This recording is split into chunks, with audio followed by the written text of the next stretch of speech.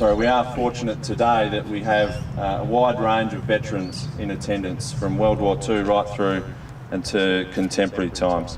I'd now like to invite the manager of the Anzac Appeal for RSL Victoria to come forward and officially launch this year's campaign. Please welcome Peter Smith. Welcome everyone to today's launch. My couple of words really want to focus on the people that make the appeal happen. I'm indebted firstly and foremostly to all of the thousands of veterans and other volunteers who go out there tirelessly day after day and make the Anzac badges available to the public, to the donating public of Victoria, and I'm indebted to the volunteers. We are, after all, a volunteer organisation, and without our volunteers, the Anzac Appeal simply couldn't happen. I'm also indebted to, and we've got many of those volunteers here, I'm indebted to the men and women of the Australian Defence Force, represented by a cross-section of the three services behind me, but right across the metropolitan and regional Australia, we get enormous support from the ADF in helping the Anzac Appeal, and I'm very grateful for that support. The Anzac Appeal, as you've now heard on a couple of speakers, does so much good work. Today we have assembled in front of us a whole range of veterans, and many of whom volunteer to help with the Anzac Appeal. They're volunteering today. I can't introduce every single one, otherwise we'd still be here at afternoon tea. So please forgive me if I don't mention everyone, but there are some that I just want to highlight. And with us today are three generations of the Hutchison family. Now 5 generations of this family have served from World War I to currently serving today. So what a wonderful family service tradition exists there. So we're delighted to have representation of the Hutchison family here today. We have, and you've just heard Scott speaking, so we've got Scott and Chris today, and I'm just delighted that Chris could join us, and Scott, to you, thank you for the work that you've been doing over the last several years to support the Anzac Appeal. We love your help. Someone else who's supported the Anzac Appeal for so long stands behind me carrying a tray of Anzac badges, Jeff Andrews. Jeff's from the Seaford RSL. He's been looking after Anzac Appeals, volunteering, wrangling a large team of volunteers for something like 15 years now. He's raised an enormous amount of money. He's incredibly dedicated to the Anzac Appeal, and more particularly to the work that it does in providing support and assistance to the serving men and women and former men and women of the Australian Defence Force. So thank you, Jeff. And I want to leave my final acknowledgements, and again apologising that I don't acknowledge every single person, to Jack Bell. And I see Jack beautifully turned out as always. Jack, you're a picture of sartorial elegance as always. Jack's with us today, a former prisoner of war at World War II, and Jack, I hope you don't mind if I give an age secret away, but I think 94 at the moment, 95 perhaps?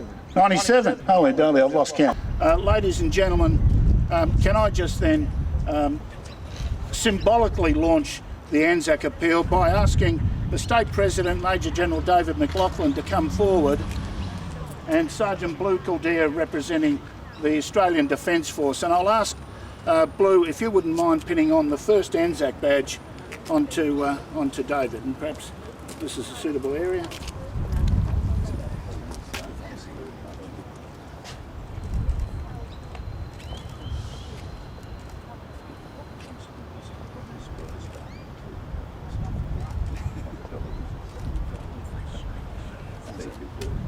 We're back with Eastern Newsbeat, Channel 31, Digital 44, and this is Tricia Ziemer reporting. We're here with Major General David McLaughlin. Welcome. Thank you very much. Now, you've had a long and industrious career within the Defence Force. I've had a long one. I'm not sure about the industrious. You haven't been busy. I have. So can you tell me about your journey? Oh, well, I started off as probably as a school cadet in the early days, and I did national service in the first scheme. Then I went to the Officer Cadet School as a young man, graduated into the Australian Regular Army, and then I've served all over the world in various appointments, operations in Borneo during confrontation, and then of course in Vietnam. Been to colleges in the United States and the United Kingdom, and finished my career as a Major General commanding Logistic Command in Victoria in 1994. Oh my goodness. I'd say this in a nice way, you've been around. I've been around. Yeah. And why do you find this Anzac appeal so important to you? Well, having been the state president of the RSL, I see the generosity of Victorians in supporting the Anzac appeal. But not only that, I see the work that we're able to do with the proceeds of those appeals in looking after the serving and ex-service men and women of the Australian Defence Force and their dependents. There are many of them that do fall onto hard times at various times.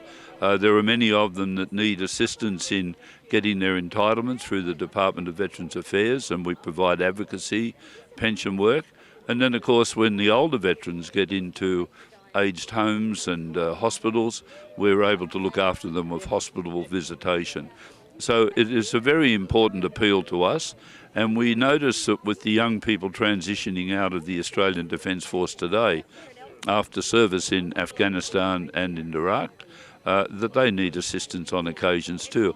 Often if it's only just to be able to transition into paid employment, and we can assist them in that regard. So all of the money that is collected goes in the main to this work, and from the RSL's point of view, it is just an incredible generosity of the Victorian people to support us. And how much do you hope to actually raise over the next year, with this being the 100th birthday? Well, we're only raising this up until Anzac Day. This is our Anzac appeal.